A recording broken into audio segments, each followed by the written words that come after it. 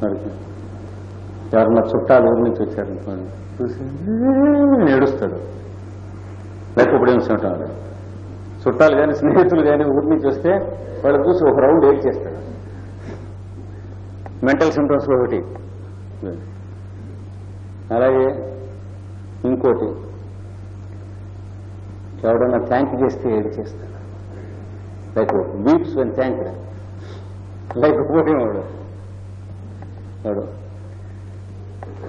నిజంగా తమ కవిత్వం మహానుభావం చాలా బాగా రాశారు, నాకు చాలా ఆనందంగా ఉంది అనండి. అంతకుముందు సంతోషంగా ఉన్నవాడు కాస్త బళ్ళు నేడికి కళ్ళు నీళ్ళు పెట్టుకుని ఈ రోజుల్లో ఎవడికి కావాలి అని అరుస్తాడు. అంటే దుర్బుద్ధి వాడు. అంటే కావాల్సిన వాడు ఎదురుకుండా కనిపిస్తుండగా మైరాబం ఎవడికి కావాలని అరుస్తాడు. వాడు బాగుంది నాకు కావాలని వాడు అంటున్నాడు. అంటే is an out right cynic. Appreciate చేసేవాడు దొరకంగానే ఈ రోజుల్లో ఎవడికి కావాలి, అందరూ ఎవడికి అక్కర్లేదు, అప్రిషియేట్ చేయరు అంటాడు. చేయడం మొదలెట్టాక చేయకుండా ఉన్నంతసేపు కూడా కూలీలే ఉంటాడు. అంటే కన్ఫ్యూజన్ ఆఫ్ ఇమోషన్స్ అది ఉంటుంది వాడికి. ఇలాంటి లక్షణాలు ఉంటే మనం లైకోపోడియం వేసాం వాడికి. ఇది ఏం పని చేయలేదు. లైకోపోడియం కూడా యాంటీసోరికే, కానీ అంతకంటే డీప్గా ఉంది వాళ్ళలో సోరా. అప్పుడు సల్ఫర్ డోసు వేస్తే అంతకు ముందు వేసిన లైకోపోడియం పనిచేస్తుంది. ఇలాగా లేదా కొంత క్యూర్ అయ్యి అక్కడ ఆగిపోయింది. వాడికి ఉన్న పక్షవాతం వేళ్లు కదిలించడం వరకు వచ్చింది కానీ పని చేయటం లేదు. 6 నెలలు వెయిట్ చేశాం, ఏడాది వెయిట్ చేశాం, లైకోపోడియం నెలకో 2 నెలలకో 3 నెలలకో వేస్తున్నాం మిగతా సిమ్టమ్స్ను బట్టి. ఏడాది ఎండార్థం వెయిట్ చేశాం, పని చేయలేదు. అప్పుడు ఏం చేయండి, సల్ఫర్ తగిలించండి, కంప్లీట్ చేస్తుంది యాక్షన్. అంటే మిగతా డ్రగ్స్ కంప్లీట్ చేయలేక బాధపడుతూ ఉన్న యాక్షన్ని సల్ఫర్ వచ్చి కంప్లీట్ చేయిస్తుందండి. ఇది పెద్ద మోడాలిటీ. ఇంకొక modality, skin does not show repair. ఎదురు చెప్పాం కదా, కొంచెం రప్చర్ అయితే ఎర్రపడుతుంది, పుండవుతుంది అని తగ్గించాలి. రిపేర్ ఉండదు స్కిన్ లో. అదేనమాట. ఎట్లాగా బాయ్స్ కురుకు. మీరు నార్త్ ఇండియన్ టూర్ పెడుతూ ఉండగా మీ ఫ్రెండ్కి కాలు మీద చిన్న కురుపు ఉంటుంది, జాగ్రత్తగా చూసుకుంటాం వస్తాం. మీరు వెళ్ళిపోయి 6 నెలలు తిరిగి వచ్చాడు, ఇక కురుపట్టగా ఉంటుంది. ఎలా ఉందంటే ఇంకా తగ్గలేదంటాడు. అదేమిటో కురుపు తగ్గిపోవడం మీకు ఆశ్చర్యం వేస్తుంది. అలాగే పిస్టులా. పిస్టులా అంటే ఏంటి? భగంధరము అనేటువంటి వ్యాధి. మలద్వారంలో ఉండేటువంటి ఒక చీలినట్లయి అందులో చీములు ఎత్తురు వస్తూ ఉంటుంది. మందులు టన్నులు టన్నులు టన్నులు మందులు పోసేస్తూ ఉంటారు వాడికి. ఒక్కొక్కడు 5 డాక్టర్స్ కూడా ఆ చోట్లోకి వెళ్లి దిగి చూసి సెమినార్ పెట్టి అక్కడ సభ చేస్తారు. ఏం చేసినా తగ్గదు. ఎన్ని చేయండి, వాడికి ఆ చెవులు ఎత్తురు అలాగా ఆడుతూ ఉంటుంది. వీడు ఏ బ్రహ్మ దగ్గరికి వెళ్ళి ఏ వరాలు తెచ్చుకున్నా అది మాత్రం తప్ప ఇంకోటి అడుగు అంటాడు వాడు బ్రహ్మ. హోమియోపతిలో కూడా చాలా చీకాకు. ఏడాది ఏడార్థం అలాగా పాపం వాడు మందు పుచ్చుకుంటూ ఉంటారు, మనం ఇస్తూ ఉంటాం. ఫస్ట్ వస్తుంది సార్, మనకి ప్రాణం దించుకుపోతూ ఉంటుంది. పాపం వీడిని అనవసరంగా తిప్పుతున్నాం, మన వల్ల కాదని చెప్పినా వీడు ఇంకెక్కడైనా క్యూర్ అయ్యేదేమో అని గిల్టీగా ఫీల్ అవుతూ ఉంటాం. ఇలాంటి కండిషన్స్ అన్ని కూడా సల్ఫర్తో చాలా కేసులు శుభ్రంగా డిస్పోజల్, అంటే ఫైల్ డిస్పోజల్ అయిపోతుంది. లేకపోతే ఏం చేస్తుంది, ఎవరు చూడకుండా లాడ్జ్ చేసేయాలి, ఫైల్ చికాక్ అయిపోతుంది. ఇది సల్ఫర్లో ఉన్నటువంటి చాలా పెద్ద గొప్ప గుణాల్లో ఒకటి. ఇంకోటి, next, the patient does not weak after acute illness. ఇది మొట్టమొదటి ఇంట్రడక్షన్ లో చెప్పుకున్నాం. ఇల్నెస్ అనగా టైఫాయిడ్ వచ్చింది, తగ్గింది.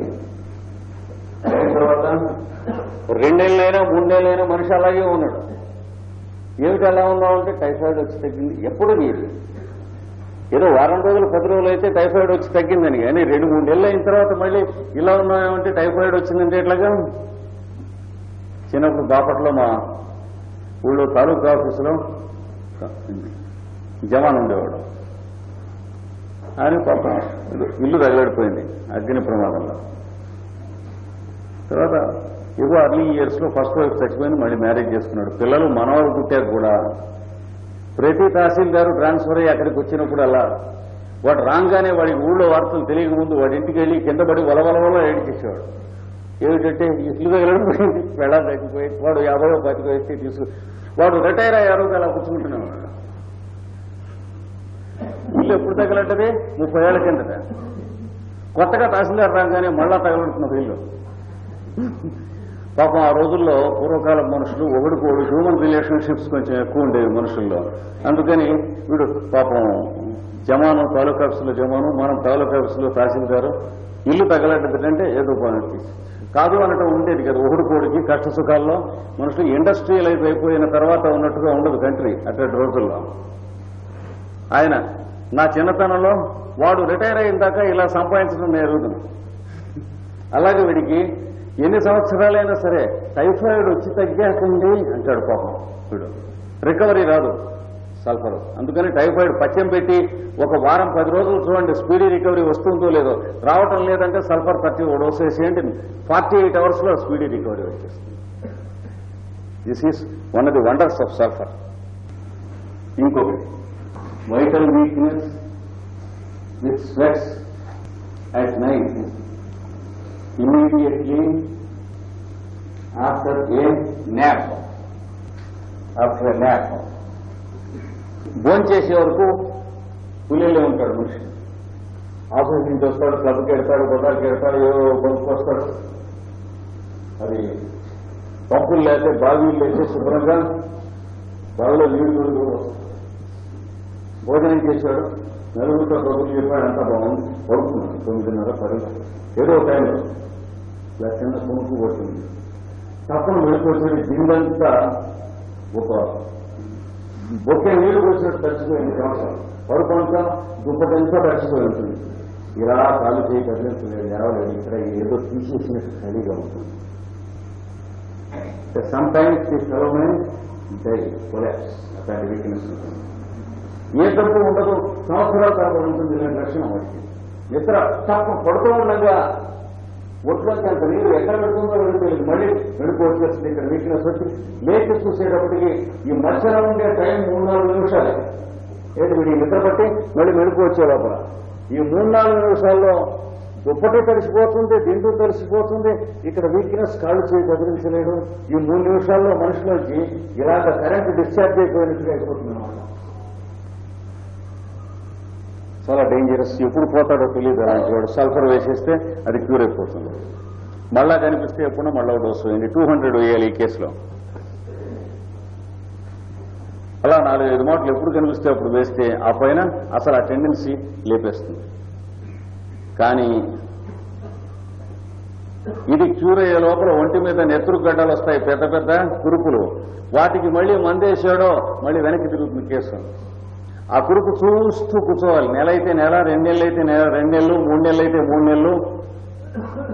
ఆ కురుపుని దానంతరది పగలటమో, అణగటమో, చివురు అవటం, నెత్తురు రావటం, అది చూస్తూ ఎరగనట్టుగా ఇండిఫరెంట్ గా ఊరుకోవాలి. కానీ దానికి ట్రీట్మెంట్ చేశాడంటే మళ్ళీ ఈ వీక్నెస్ వస్తుంది, ఆ కురుపులు తగ్గిపోతాయి.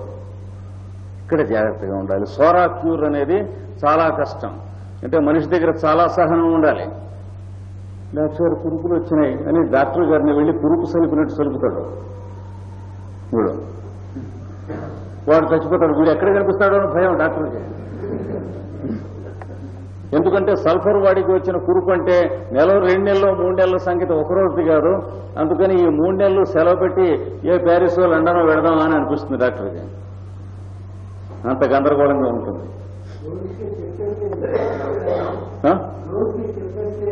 ముందే చెప్పేయాలి. అందుకని అది చెప్పకనే ఇంత బాధపడేది. డాక్టర్స్ ఏం చేస్తారంటే పర్లేదు నీకెందుకు తగ్గిపోతుందని కోసేస్తారు.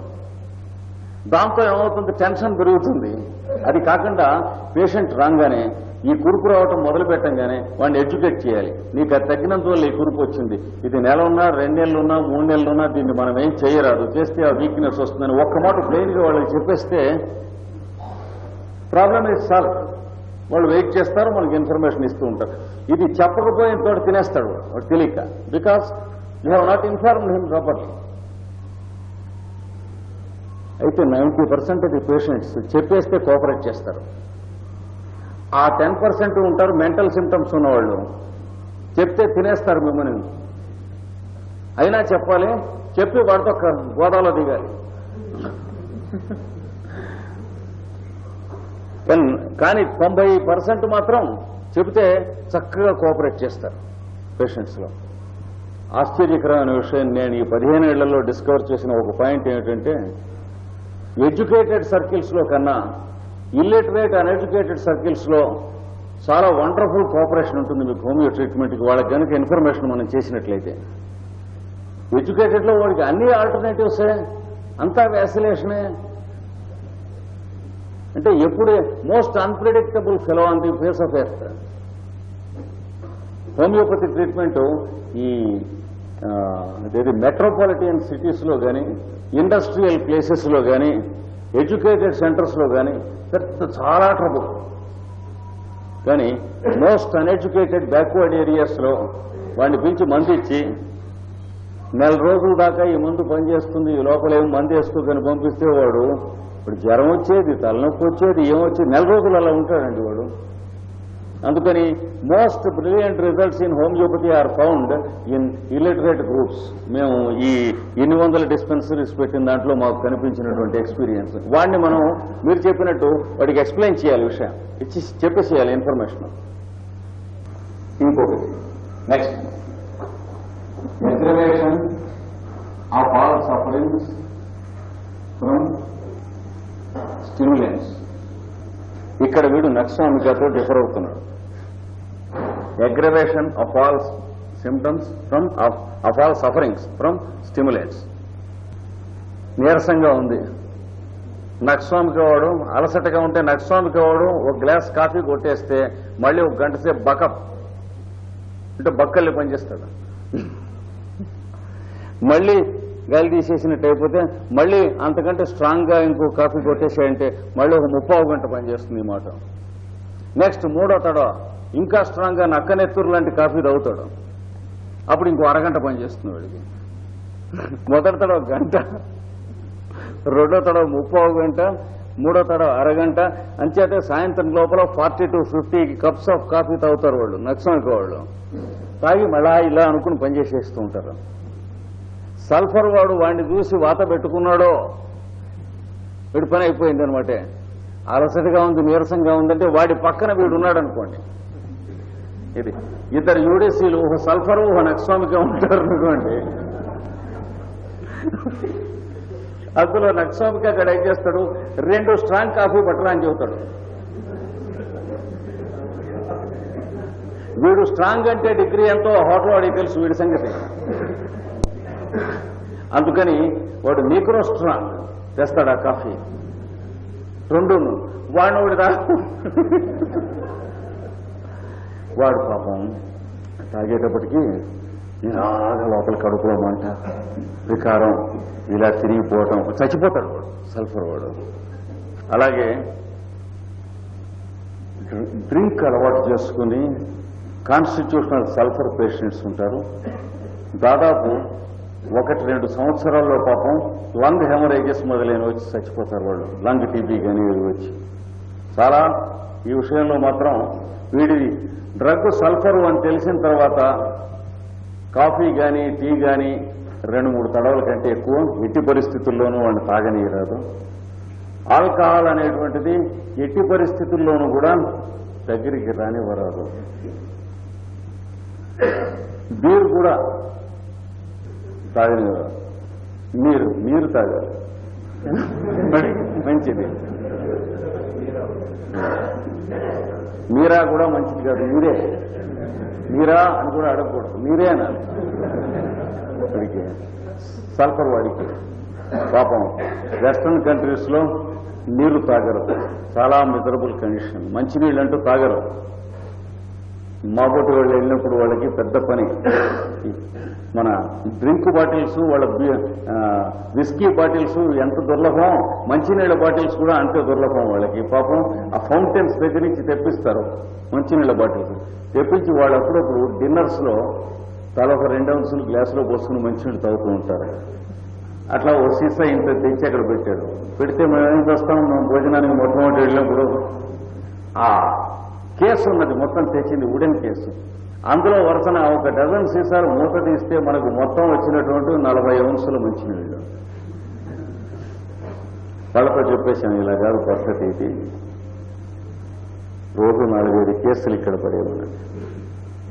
లేదా ఈ పెద్ద సీసాలు ఇస్తాం, వాడిని ఆ ఫౌంటైన్స్ మీద మినరల్ వాటర్స్ అంటే కొండ మించి పడేటువంటి సెలయేళ్లలోంచి వచ్చిన నీళ్లు తప్ప చచ్చినా నీళ్లు తాగరు వాళ్ళు. ఎందుకంటే డ్రైనేజీల్లోనూ వాటిల్లోనూ వెళ్ళిపోయిన నీళ్లని మళ్ళీ డిస్టిల్ చేసి పంపుల్లో వాడుకుంటారు. పాపం ఆ వాటర్ షార్టేజ్ ఆ కంట్రీస్లో. అందుకని నోట్లో పోసుకుంటాం కానీ మొహం గడుపుకుంటాం కానీ ఉండదు. అసలు తాగటం అనేది వాళ్ళకి తాగరు. అందుకని మనం తాగితే పళ్ళ రసమైనా తాగాలి. నాబోటి చేదస్త కంట్రీస్కి వెళ్ళినప్పుడల్లా, లేకపోతే మంచినీళ్లు సీసాలతో కంచి పట్టించుకుని పాపం తర్వాత 2వ మాట మేము వెళ్ళినప్పుడు ఆ మినరల్ కంపెనీలో పనిచేసేటువంటి వాళ్ళు హోమియోపతి మందు కూర్చుకునే వాళ్ళు తయారయ్యారు. వాళ్ళు పట్టుకొచ్చేవాళ్ళు వస్తూ. నువ్వు ప్రాబ్లం ఉండేది కాదు. ఎందుకంటే ఈ హోమియోపతి చేతిలో ఉండటం చాలా మంచిది, అట్లాంటివి పనిచేస్తాయి. ఒక మాట నా మీద పోలీస్ కేసు వచ్చింది. ఫ్రాన్స్కి స్విట్జర్లాండ్కి బార్డర్స్ ఉన్నది. ఉంటే ఇటు నుంచి వెళ్తూ బ్యాసింగ్ అనే విలేజ్ ఇక్కడ ఉన్నది. ఈ విలేజ్ నుంచి బయలుదేరి వెళ్తూ ఉంటే ఇదంతా ఫ్రాన్స్, ఇది స్విట్జర్లాండ్. ఈ ఫ్రాన్స్ వాళ్ళ కస్టమ్స్ హౌస్ ఇక్కడ ఉంటుంది, స్విట్జర్లాండ్ వాళ్ళ కస్టమ్స్ హౌస్ ఇక్కడ ఉంటుంది. ఇక్కడ ఒక విలేజ్ ఉంది, వాళ్ళ పేరు ఉంది, సర్నీ వాళ్ళ పేరు. ఆ విలేజ్ దాటితే ఇక్కడ మళ్ళీ ఫ్రాన్స్. ఈ మధ్య కాస్త స్విట్జర్లాండ్లోది. వెళితే ఇలా వెళుతూ ఉంటే కారులో వీడు పాస్పోర్ట్ అడుగుతాడు. నాలుగు వాడిని చూస్తే తెల్లవాళ్ళు కాదని తెలియగానే రోజు జేబులో పెట్టుకెళ్ళాలి. ఒక రోజున మర్చిపోయి వెళ్ళాం. వెళితే వీడు చూసుకోలే పోనిచ్చాడు. ఇక్కడికి వెళ్ళిన తర్వాత మీరు పాస్పోర్ట్ అన్నాడు. లేదు మర్చిపోయి వచ్చామంటే no no you how to get it అన్నాడు. సరే అని చెప్పి కారు మళ్ళీ వెనక్కి తీసుకున్నాం.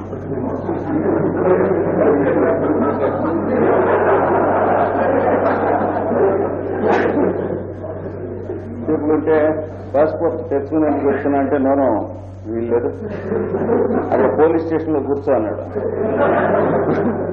కస్టమ్స్ హౌస్ అందులో కూర్చోబెట్టాడు. అంటే మా హోస్టెస్ అక్కడే నేటివ్ పాపం బ్యాసిల్ విలేజ్. ఆ అమ్మాయి ఏం చేసింది, మీరు ఇక్కడ కూర్చుని ఉండండి నేను పట్టుకొస్తానండి. సరే వెళ్ళింది. వెళ్ళిన తర్వాత ఈ పోలీస్ ఆఫీసర్ ఇలా చూశాడు. చూసి ఒక డ్రాయర్ తీసి అందులోంచి ఒక కాగితం తీసి నా ఫోటో గిటో తీశాడు. ఇది నువ్వేనా అని అడిగాడు. అవును నేనే అంటే కుర్చీ దగ్గరికి లాక్కుని నాకు ఫైల్స్ ఉన్నాయి సార్.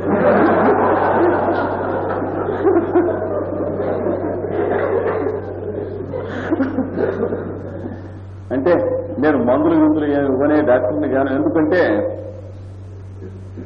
ఫ్రాన్స్లో కానీ స్విట్జర్లాండ్లో కానీ ఇంగ్లాండ్లో కానీ ఆ కంట్రీ నేటివ్ కాకుండా ఇంకోడు మందు ఇచ్చాడని తెలిసినట్లయితే హయ్యెస్ట్ పనిష్మెంట్ అక్కడ ఉన్నది. లా చాలా ప్రచండమైనటువంటి లా. మన దేశంలో ధర్మసత్రంలాగా ఆర్ఫన్స్ లాగా ఉండరు వాళ్ళు, ప్రతి కంట్రీ వాళ్ళు. మరి అంచేత వీడు అది కూడా కేసు బనాయిస్తే నేను గొడవ చేస్తే బాబావాడు ఏడ్చాడు. నేనేం చేయడానికి కదా నేను చచ్చిపోతున్నాను, దానికి మంత్ అంటే సరే నేను చెబుతాను నువ్వు రాసుకో, ప్రిస్క్రిప్షన్ నా హ్యాండ్ రైటింగ్ లో రాసి. సరే వాడు రాసుకుని ఈ లోపల కాఫీ గీపీ తెప్పించి పెట్టాడు. కూర్చున్నాం. ఈ లోపల ఆవిడ పాస్పోర్ట్ తీసుకొచ్చింది. ఆ అమ్మాయి తీసుకొచ్చి చూసేటప్పటికి వీడు కబుర్లు చెబుతున్నాడు, కాఫీ తాగుతోంది. చూసింది, ఏమిటి సంగతి, master has played some black magic against the police. కనుక హోమియోపతి ఉండటం చాలా మంచిది, మనకు కూడా మంచిది, పేషెంట్కే కాకుండా డాక్టర్కి కూడా ఒక్కొక్కటి మంచిది. స్టిమ్యులెంట్స్ చాలా జాగ్రత్తగా ఉండాలి. ఇంకా 5-6 మోడాలిటీస్ ఉన్నాయి. రేపు సల్ఫర్ ఫినిష్ చేసుకుంటాం.